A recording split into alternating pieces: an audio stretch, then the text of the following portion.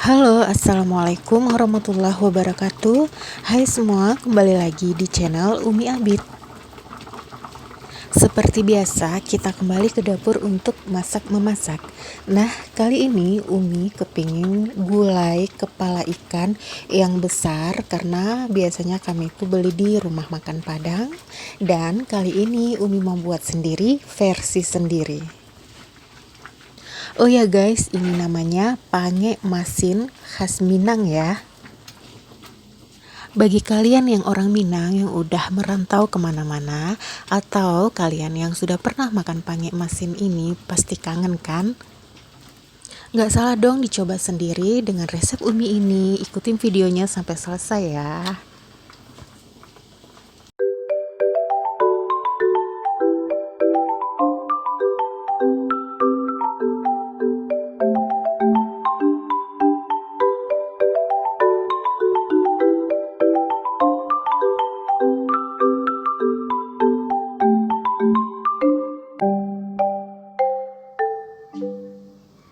Nah, langsung aja kita ke bahan-bahannya. Di sini ada kepala ikan ya guys, dibelah dua. Kemudian ada ekor dan badannya.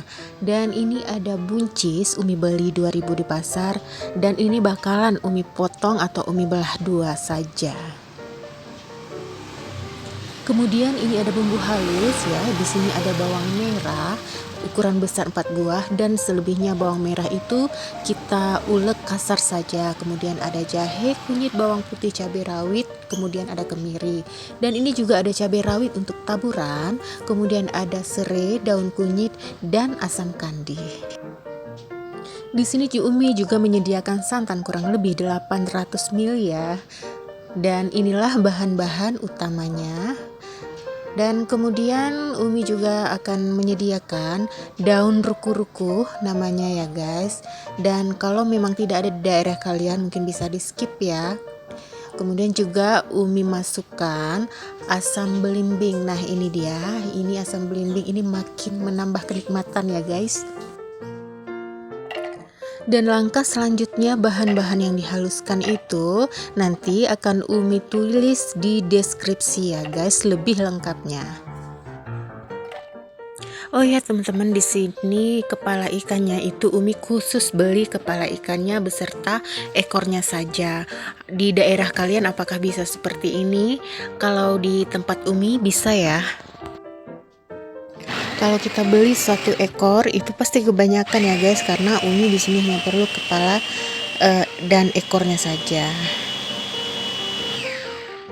Nah ini dia bumbu yang sudah kita haluskan.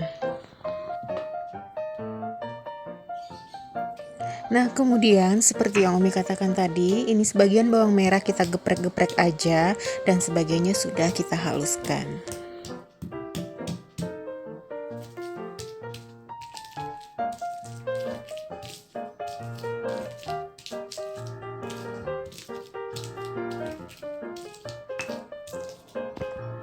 Kemudian jangan lupa serainya itu kita geprek juga.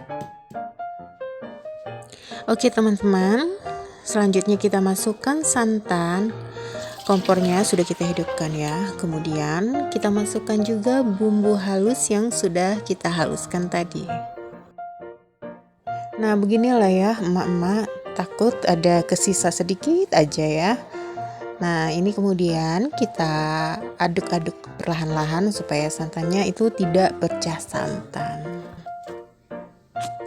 Langkah berikutnya daun kunyit dan serai langsung saja bisa kita masukkan. Nah santan ini tetap kita aduk-aduk, kita tunggu sampai matang, kita tunggu sampai santan ini mendidih ya guys.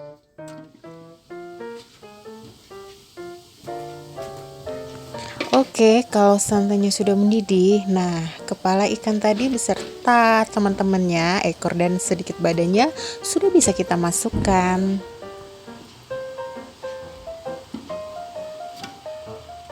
Nah, yang namanya diaduk-aduk itu masih tetap ya, masih tetap walaupun perlahan-lahan supaya ikannya itu tidak hancur guys.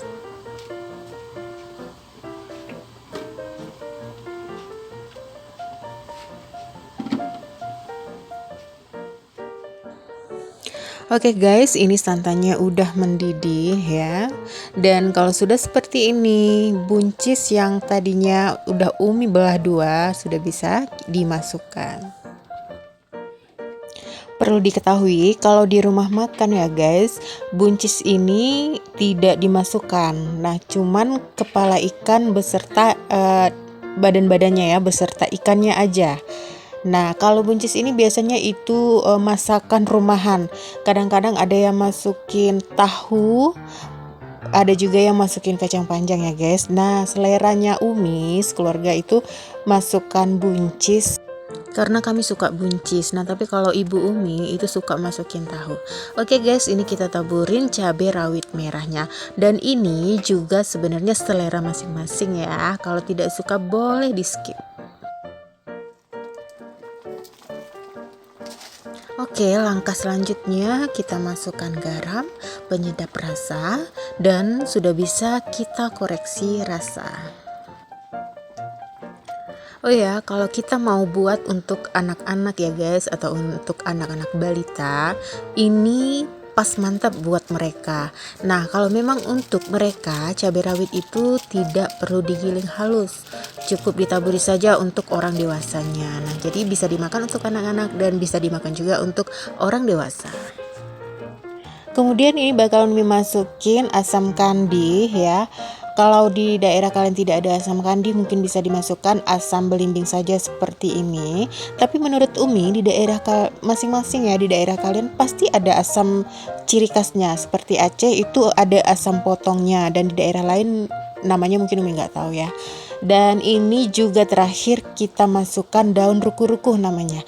Dan ini memang khasnya orang Minang ya. Dan ini tetap kita aduk perlahan-lahan. Kemudian ini sudah kelihatan sudah matang, sudah bisa kita matikan kompor dan kemudian siap disajikan.